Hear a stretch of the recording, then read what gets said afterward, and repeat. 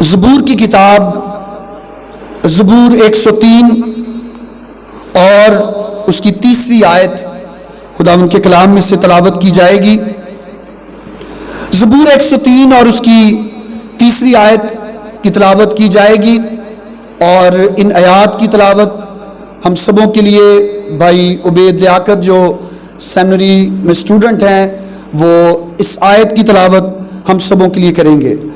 زبور 103 اور اس کی تیسری آیت خداوند کے کلام میں سے تلاوت کی جائے گی۔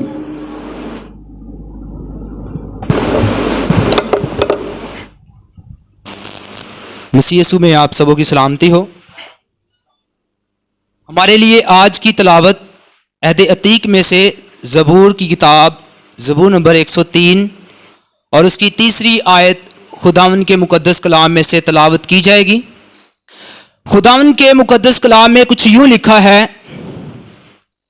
وہ تیری ساری بدکاری کو بخشتا ہے، وہ تجھے تمام بیماریوں سے شفا دیتا ہے۔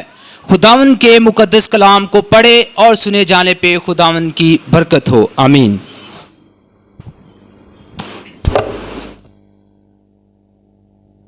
ایک کلام کو پڑھتے ہیں اور خاص طور پر جب ہم کسی موضوع کو سیکھنے کے لیے خداوند کے کلام کو کھولتے ہیں تو میں خداوند کا خادم ہوتے ہوئے اس بات پر یقین رکھتا ہوں کہ خداوند کے کلام میں ہمارے لیے ہر موضوع پر اور ہر وقت کے لیے رہنمائی اور ہدایت موجود ہے۔ زبور کی کتاب میں زبور 103 جب ہم خداوند کے کلام میں زبور 103 کو پڑھتے ہیں تو یہ زبور داؤد کا مزمور ہے اور ہم اسے گاتے ہیں، اور آج بھی ہم نے عبادت میں گایا۔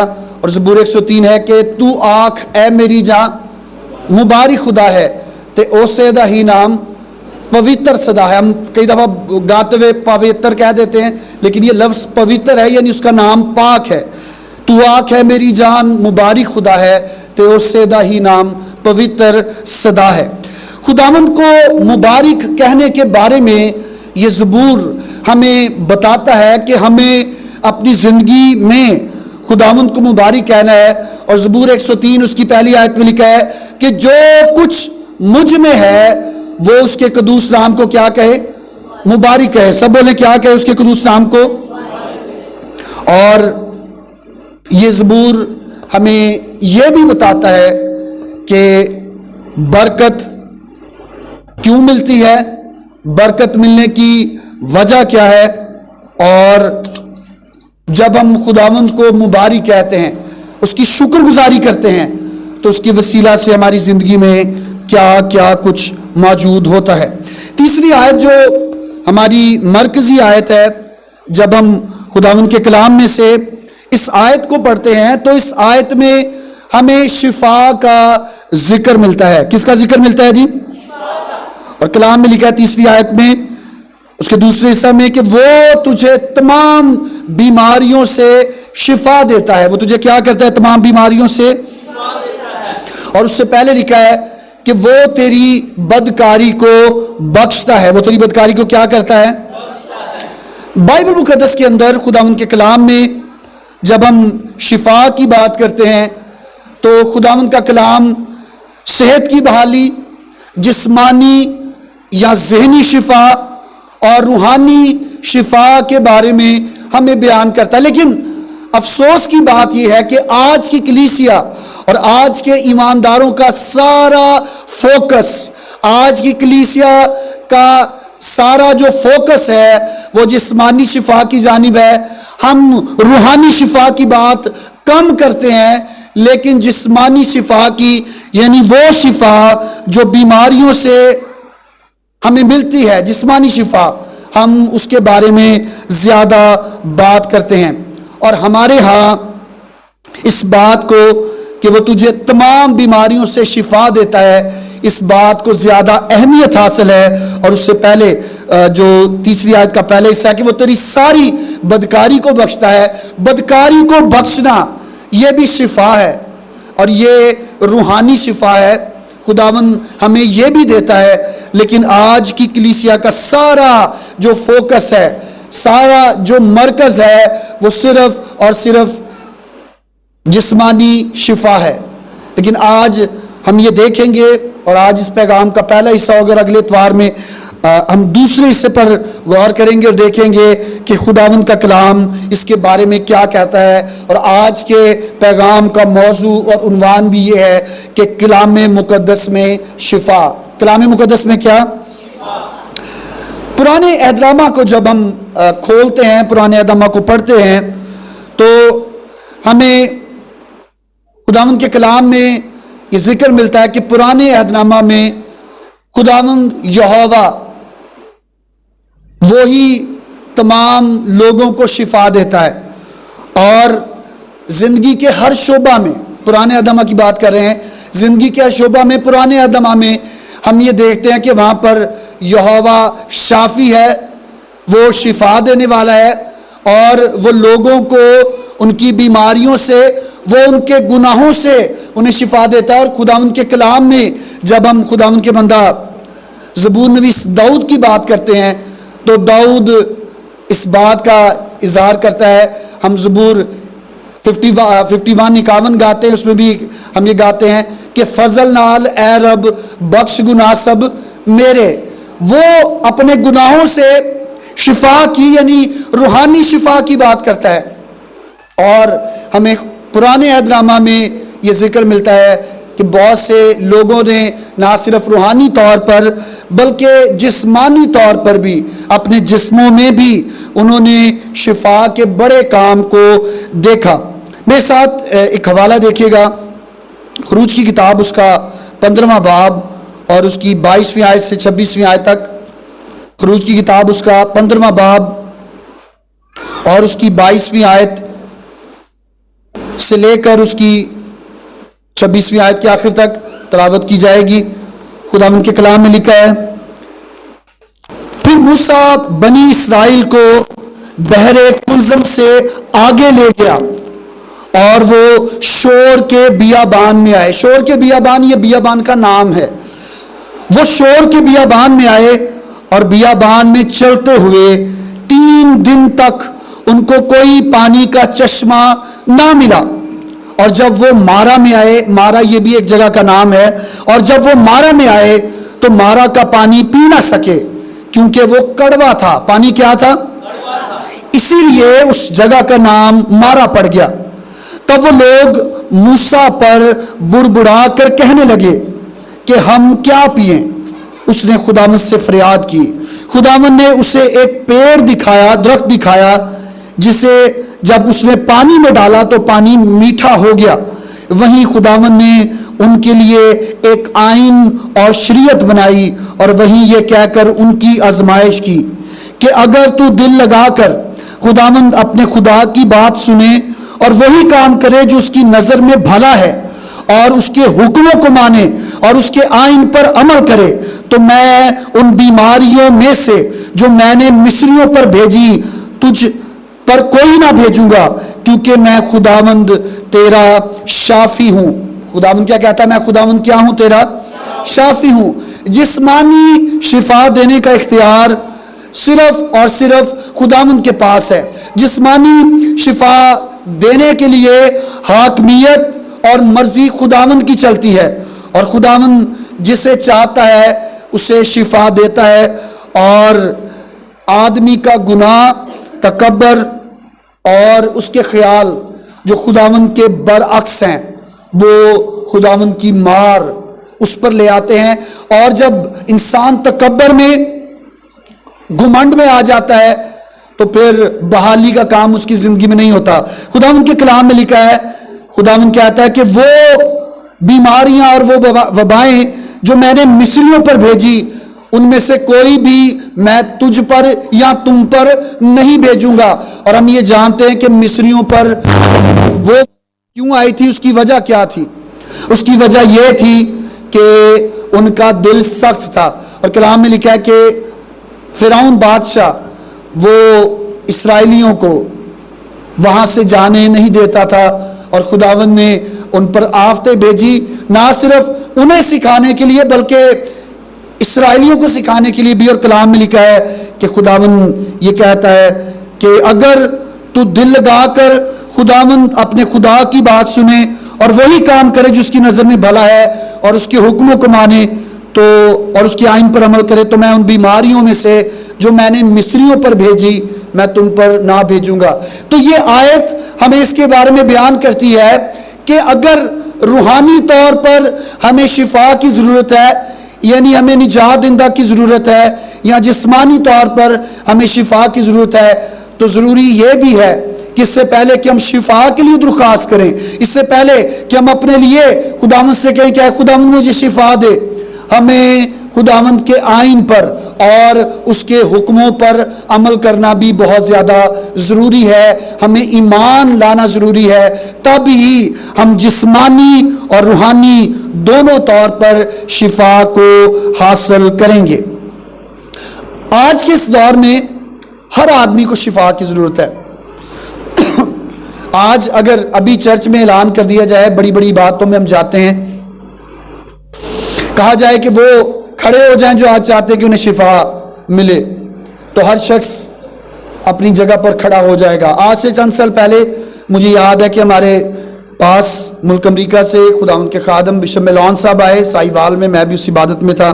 اتوار کی عبادت ختم ہوئی اور جیسا ایسی عبادات میں کہا جاتا ہے کہ بیماروں کے لیے دعا کی جائے گی، وہاں پر غلطی یہ ہوئی کہ کہا گیا کہ وہ لوگ جو دعا کروانا چاہتے ہیں وہ سامنے آ جائیں شفا کے لیے، تو تقریباً سارا چرچ، خواتین بھی اور حضرات کی جانب سب لوگ کھڑے ہو گئے، اور وہ دعا جو 5 منٹ میں ہو سکتی تھی 45 سے 50 منٹ لگی، اور وہ خادم جو خدا کے خادم تھے، انگریز تھے، جب وہ دعا کر رہے تھے تو وہ دعا کرتے کرتے تھے اتنے تھک گئے، ان کی عمر 70-75 برس تھی تب، کہ وہ کہتے کہ میرے سے اب کھڑا نہیں ہوا جا رہا، میں اب کھڑا ہو کر دعا نہیں کر سکتا۔ آج اس دور میں ہر شخص کو شفا کی ضرورت ہے، لیکن وہ سرکشی، وہ گمنڈ جو ہماری زندگی میں ہے، وہ تکبر، وہ گناہ جو ہماری زندگی میں ہے، ہم انہیں چھوڑنا نہیں چاہتے، اور آج زندگیوں میں گناہ سرکشی پیدا کر رہا ہے، گناہ سرکشی پیدا کر رہا ہے۔ بہت سے لوگ جو کلام میں ہم پڑھتے تو ہیں اور بڑی دفعہ دعاؤں میں کہتے بھی ہیں، خداوند تو نے اپنے کلام میں کہا، تیرے کلام میں لکھا ہے اے بوجھ سے تھکے ماندے لوگوں میرے پاس آؤ، لیکن ہم آتے نہیں۔ یہ بوجھ دنیا کے بوجھ نہیں، یہ بوجھ گناہ کے بوجھ ہیں۔ خداوند کا کلام گناہ کے بوجھ کی بات کرتا اور کہتا ہے کہ اگر کسی کی زندگی میں گناہ کا بوجھ ہے تو وہ میرے پاس آئے۔ لیکن یرمیہ نبی کے صحیفہ میں اس کے 7ویں باب کی 9ویں آیت میں لکھا ہے کہ دل سب چیزوں سے زیادہ ہیلا باز ہے۔ دل کیا ہے؟ سب چیزوں سے زیادہ ہیلا باز کہتے ہیں وہ جو بہانے بنانے والا ہو۔ سب چیزیں ہمارے دل میں موجود ہیں۔ کبھی کسی سے کہا جائے آپ چرچ نہیں آئے، طبیعت ٹھیک تھی؟ ہاں جی طبیعت ٹھیک تھی۔ کوئی مصروفیت ہی نہیں؟ کیوں نہیں آئے؟ دل ہی نہیں کیتا۔ کلام پہلے سے ہی بتاتا ہے کہ دل سب چیزوں سے زیادہ ہیلا باز ہے، اور پرانے عہد نامہ کے اندر ہم یہ دیکھتے ہیں کہ خداوند کہتا ہے کہ اگر کوئی شخص میرے آئین، میرے احکام جو میں نے دیے وہ ان کو نہیں مانتا، وہ اس کی نظر میں بھلے نہیں ہے، تو پھر خداوند یہ کہتا ہے کہ وہ بیماریاں، وہ آفتیں، وہ وبائیں جو میں نے مصریوں پر بھیجی میں تم پر بھی بھیجوں گا۔ اور آج بھی بہت سے لوگ چونکہ وہ اپنے گناہ کے بوجھ کو چھوڑنا نہیں چاہتے، وہ خداوند کے پاس آنا تو چاہتے ہیں لیکن گناہ اپنی زندگی میں ساتھ رکھتے ہیں۔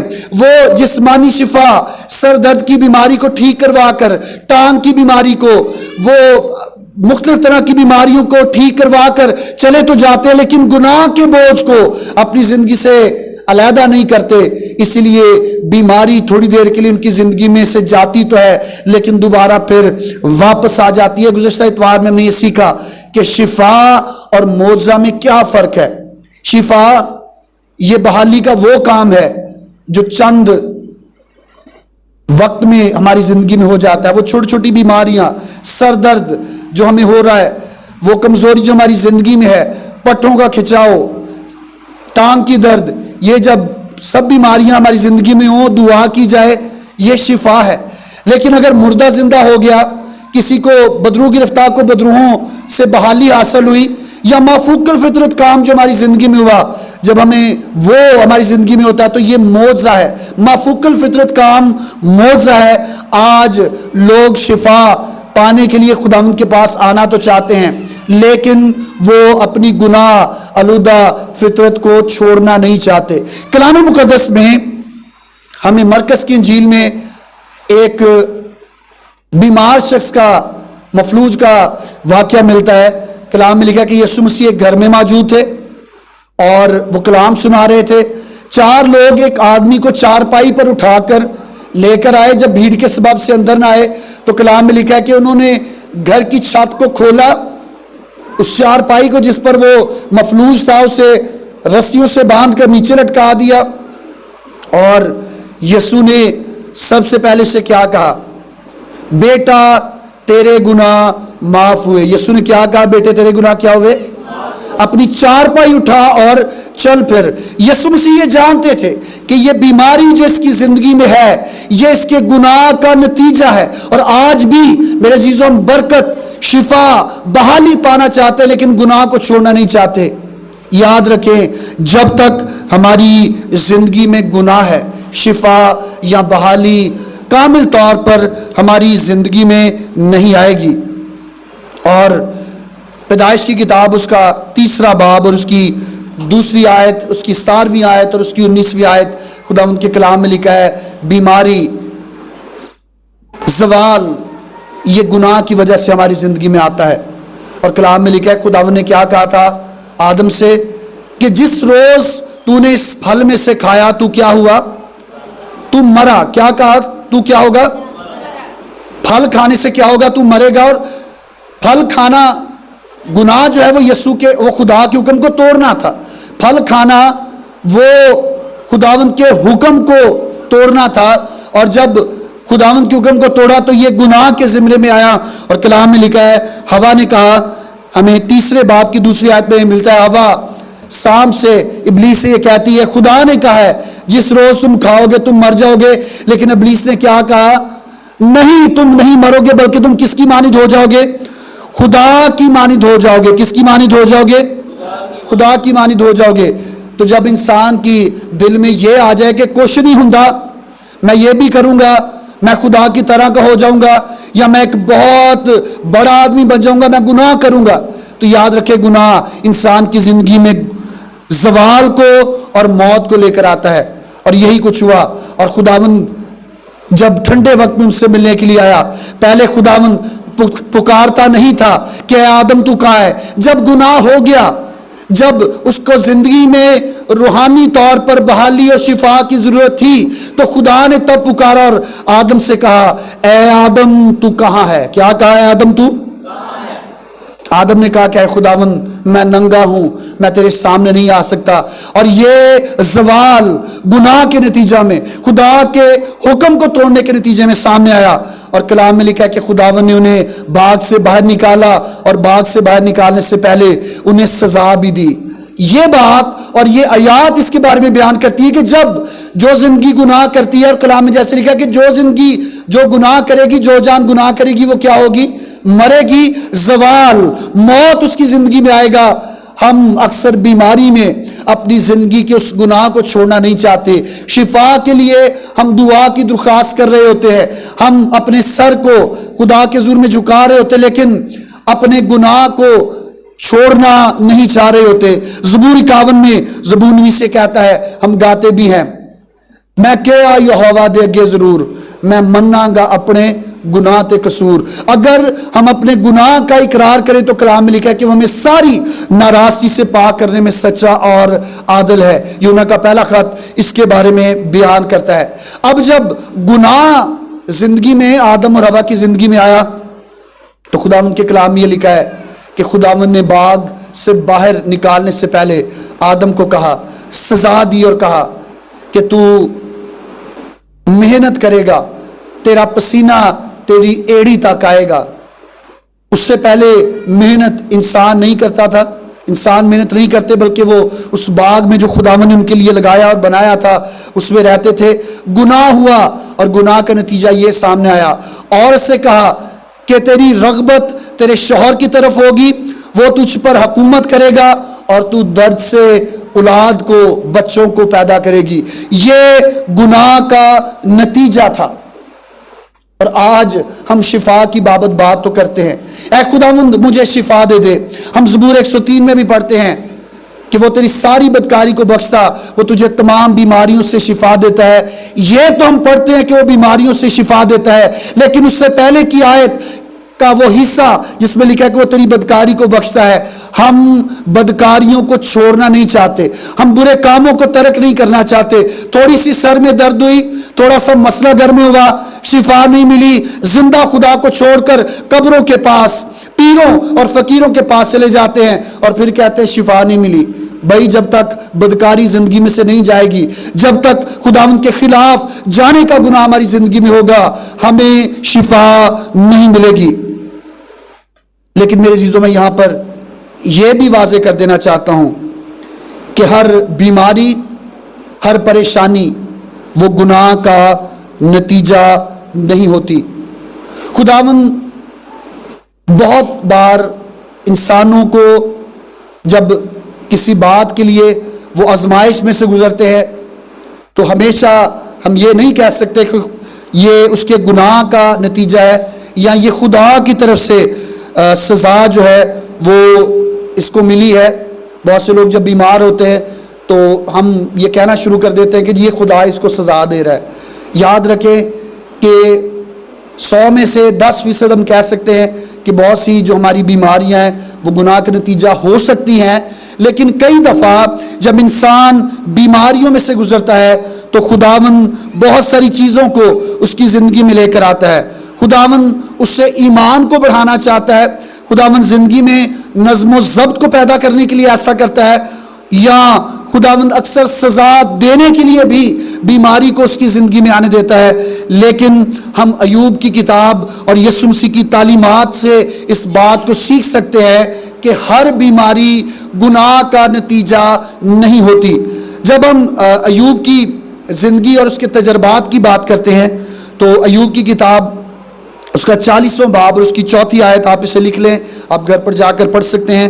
اور اسی طرح 44واں باب اور اس کی 6 آیت یہ ہمیں یہ بتاتی ہیں کہ خداوند کا بندہ ایوب بھی جب اس میں سے گزرا تو وہ یہ کہتا ہے کہ میں خداوند کے اور زیادہ قریب ہوا. میں چاہوں گا کہ ہم 44واں باب ایوب کی کتاب اس کا 44واں باب اور اس کی 6 آیت کو دیکھیں. ایوب کی کتاب پرانے عہد نامہ میں سے اور اس کا 44واں باب اور اس کی 6 آیت. 44واں باب آخری باب ہے. 44واں باب کی 6 آیت میں لکھا ہے, خداوند کا بندہ یہ کہتا ہے اسی لیے مجھے اپنے آپ سے نفرت ہے اور میں خاک اور راکھ میں توبہ کرتا ہوں. وہ کیا کہتا ہے؟ میں خاک اور راکھ میں کیا کرتا ہوں؟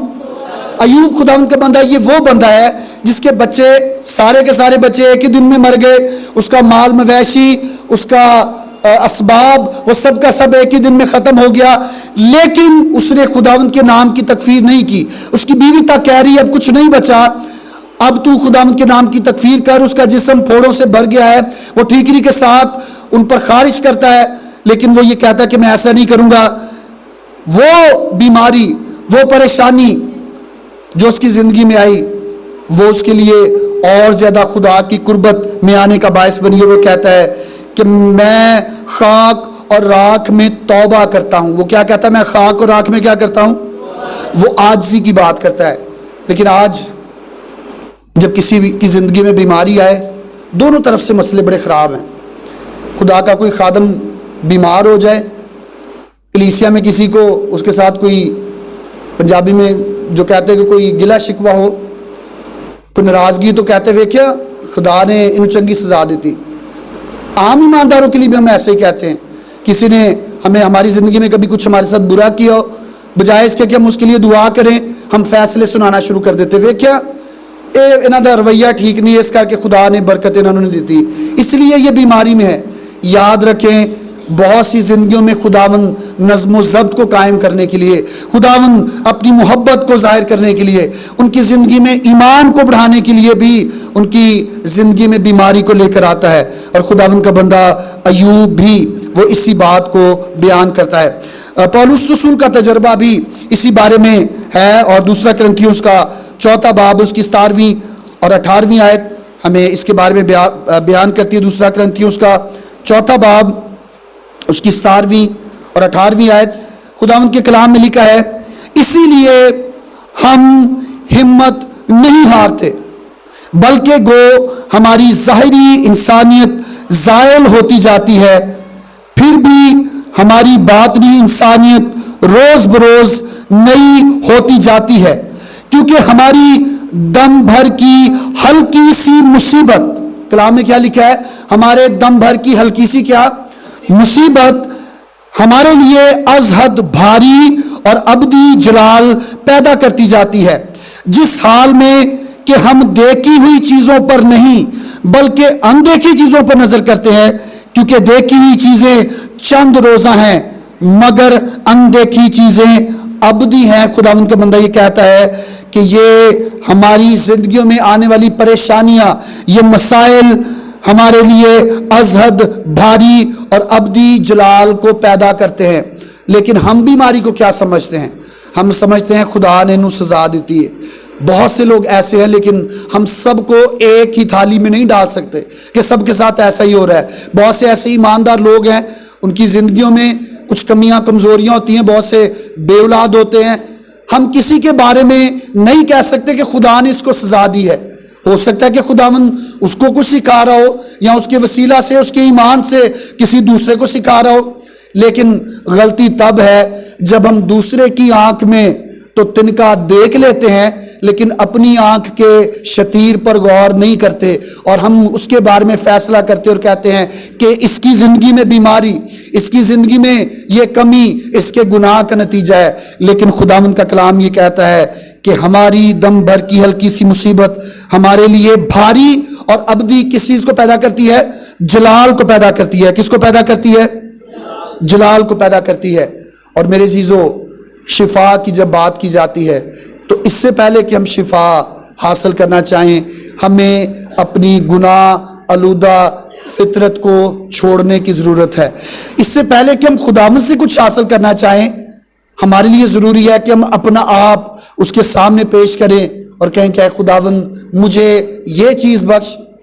لیکن یہاں پر میں اس بات کو بھی واضح کرنا چاہتا ہوں کہ اکثر اوقات ہم خدا سے بھاؤ تاؤ کرنا شروع کر دیتے ہیں۔ بھاؤ تاؤ کرنا کیا ہے؟ بارگننگ کرنا۔ چونکہ میں نے خداوند کے لیے ایسا کیا تو اب خداوند کو یہ چاہیے کہ وہ میرے لیے ایسا کرے۔ آئندہ دنوں میں ہم اس پر پیغامات بھی سنیں گے کہ جب ہم خدا سے بھاؤ تاؤ کرنا شروع کر دیتے ہیں تو یہ بھی غلط ہے۔ اے خداوند چونکہ میں نے تیرے لیے ایسا کیا تو اس لیے میرے ساتھ بھی ایسا ہو، یہ بھی ابلیس کی ایک بہت بڑی چال ہے۔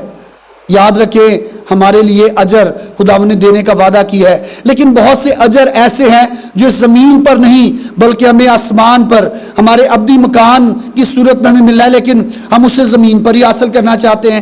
چونکہ اے خداوند میں گرمی میں آ کر تیرے گھر میں عبادت کر رہا ہوں، اے خداوند میرا پسینہ بہا، میں نے تیرے گھر کے اندر کام کیا، اے خداوند دیکھ میں نے یہ کیا، مجھے یہ دے دے۔ یہ بھاؤ تاؤ کرنا انسانی فطرت تو ہو سکتی ہے، لیکن خداوند ایسا نہیں کرتا۔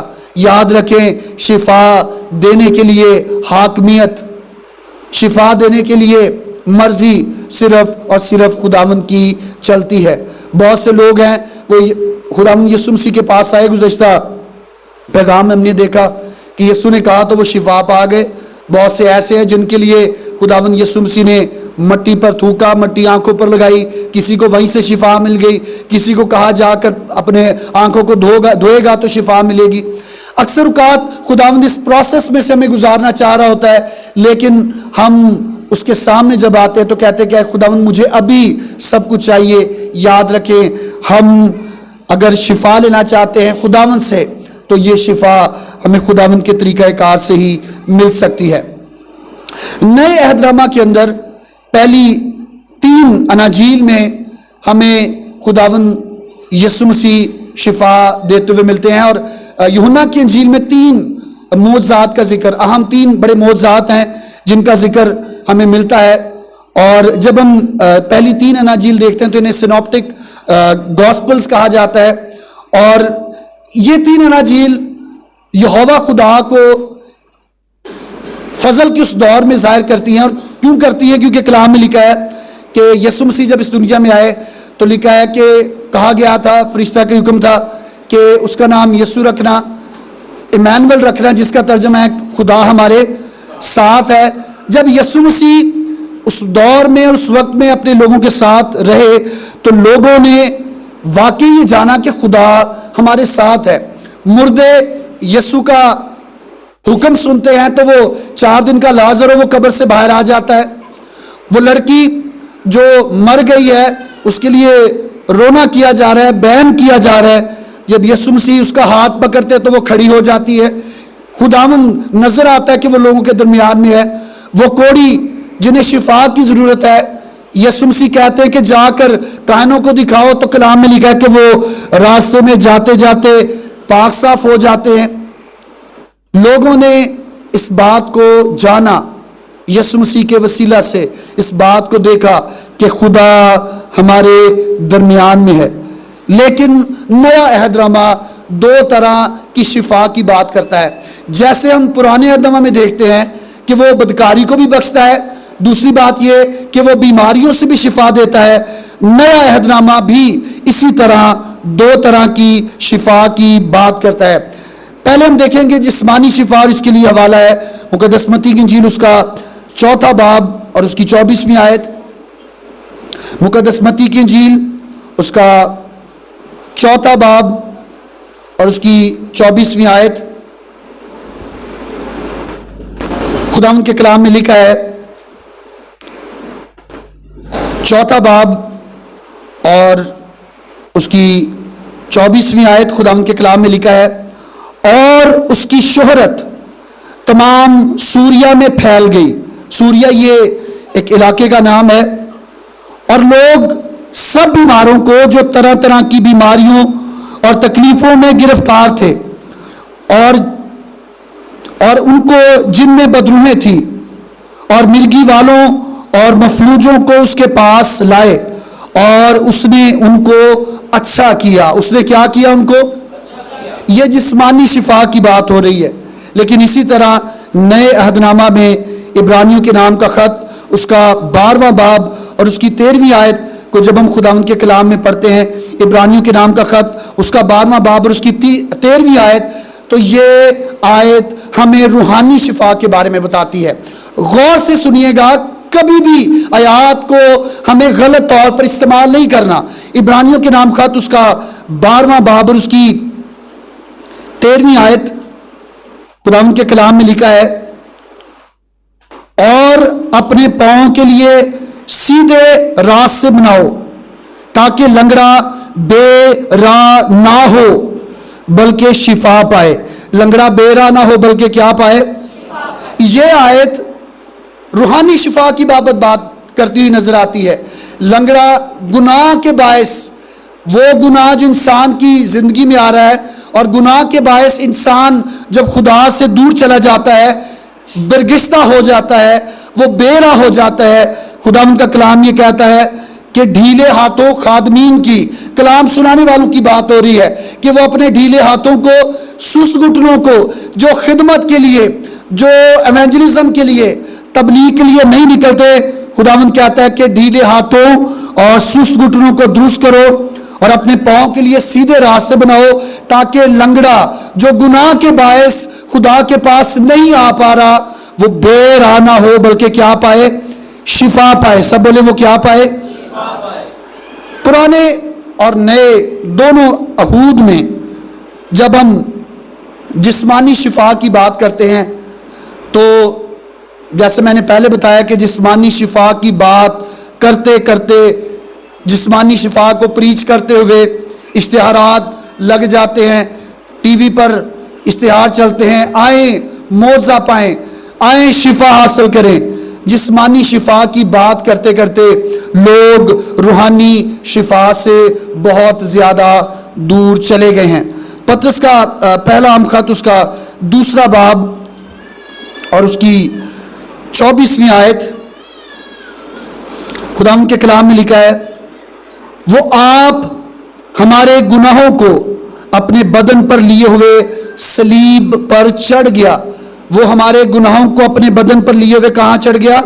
صلیب پر چڑھ گیا، تاکہ ہم گناہوں کے اعتبار سے مر کر راست بازی کے اعتبار سے جئیں، اور اسی کے مار کھانے سے تم نے شفا پائی. اس کے مار کھانے سے کیا پائی تم نے؟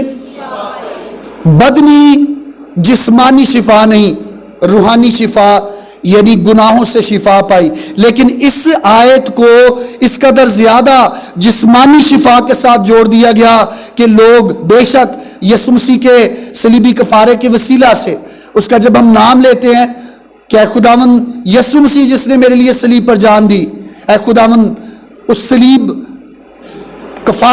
کفارے کے وسیلہ سے، یسوع مسیح کے نام کے وسیلہ سے مجھے شفا دے.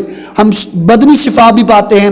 لیکن جب اس آیت کی بات کی جاتی ہے کہ وہ ہمارے گناہوں کو اپنے بدن پر لیے ہوئے صلیب پر قربان ہوا، صلیب پر چلا گیا اور اس کے مار کھانے سے ہم نے شفا پائی، تو یہ بدنی جسمانی شفا کی بات نہیں بلکہ روحانی شفا کی بات ہو رہی ہے.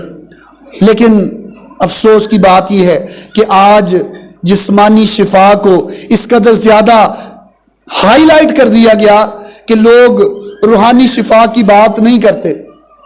ایسی بہت سی عبادات میں خادمین اگر کہہ دیں کہ کون کون ہے جو آج یسوع کو قبول کرنا چاہتا ہے، اپنا ہاتھ کھڑا کریں، اب اپنی جگہ پر کھڑے ہو جائیں، تو وہ لوگ جو خود خدمت میں ہوتے ہیں، وہ لوگ جنہوں نے مسیح یسوع کو قبول کرنے کے بعد لوگوں کو بپتسمہ دیا، پاک شراکت دینے والے خدا کے خادم اور ایلڈرسمان ہوتے ہیں، وہ بھی یسوع کو قبول کرنے کے لیے کھڑا ہو جاتے ہیں.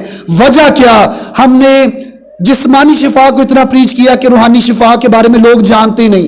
روحانی شفا گناہوں سے شفا، گناہوں سے مخلصی اور نجات پانے کے بارے میں ہے، اور وہ بھی صرف اور صرف یسوع مسیح کے وسیلہ سے ملتی ہے.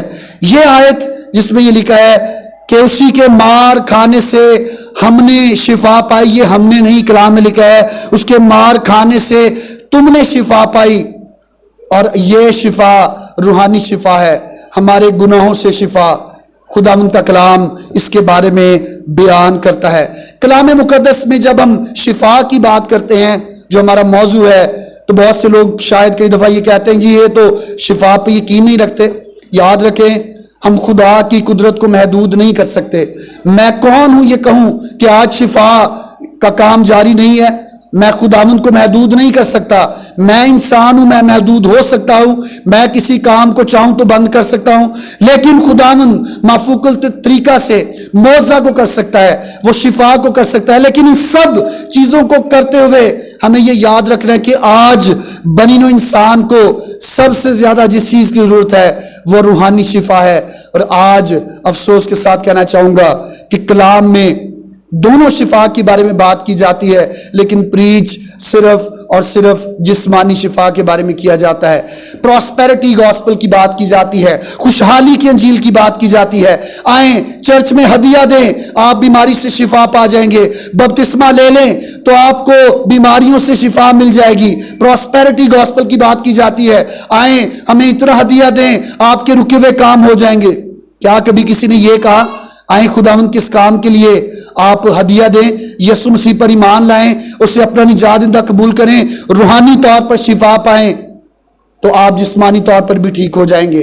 خداوند کے کلام میں لکھا ہے کہ لنگڑا ہو کر خدا کی بادشاہی میں جانا دونوں پاؤں ٹانگیں رکھتے ہوئے، دونوں ہاتھ رکھتے ہوئے آگ میں جانے سے بہتر ہے. آج ہم جسمانی شفا کی بات تو کرتے ہیں لیکن روحانی شفا کے بارے میں بات نہیں کرتے. زبور 103 اور اس کی 3 آیت اس کے بارے میں بیان کرتی ہے. خداوند کے کلام میں لکھا ہے اس کی کسی نعمت کو فراموش نہ کر. اس کی کسی نعمت کو کیا نہ کر. آج ہم جسمانی شفا کی تو بڑی بات کرتے ہیں لیکن روحانی شفا کو فراموش کر رہے ہیں. کلام میں لکھا ہے وہ تیری ساری بدکاری کو بخشتا ہے، یعنی روحانی طور پر بھی شفا دیتا ہے. اور دوسری بات یہ لکھی ہے کہ وہ تجھے تمام بیماریوں سے شفا دیتا ہے. جسمانی شفا کی بھی بات لکھی ہے. لیکن آج افسوس کے ساتھ یہ کہوں گا کہ ہمارا فوکس، ہمارا دھیان اور ہماری توجہ صرف اور صرف جسمانی شفا کی جانب ہے، روحانی طور پر شفا کی بات نہیں کی جاتی۔ وہ لوگ جو جسمانی شفا لے کر عبادات سے باہر جاتے ہیں، ان کی گناہ آلودہ زندگیاں ویسی کی ویسی رہتی ہیں، بدکاریاں زندگیوں میں ویسی ہی ہیں، خدا کی نعمتوں کو فراموش کرنے والے وہ لوگ ہیں۔ لیکن اگر ہم روحانی شفا پا کر چلے جائیں، ہم بدکاریوں کو اپنی زندگی میں سے خداوند یسوع مسیح کے نام کے وسیلہ سے دور ہوتا ہوا دیکھ لیں اور خداوند کے قریب آ جائیں، تو میں یہ کہوں گا کہ اگر جسمانی شفا نہ بھی ہوگی تو ہم خداوند کے بندہ پالوس کہ اس بات کو یاد رکھیں گے جو خدا نے اس سے کہی کہ میرا فضل تیرے لیے کیا ہے، کافی ہے۔ آج میری خداوند سے دعا ہے کہ ہم اپنی زندگی میں جسمانی شفا سے بھی زیادہ بڑھ کر روحانی شفا کی بات کریں۔ ہم اپنے آپ کو روحانی طور پر ٹھیک کرنے کے لیے روحوں کے اس مالک خداوند کے پاس لے آئیں تاکہ وہ اپنے بیٹے یسوع مسیح کے وسیلہ سے ہماری روح کو ٹھیک کرے اور اس کے ساتھ ہمارے بدنوں میں بھی بحالی اور شفا کا کام ہو۔ خداوند کا کلام ہم سبوں کے لیے بابرکت ہو اور خداوند ہمیں یہ توفیق بخشے کہ ہم اس کلام پر عمل کرنے والے ٹھہریں۔ آمین۔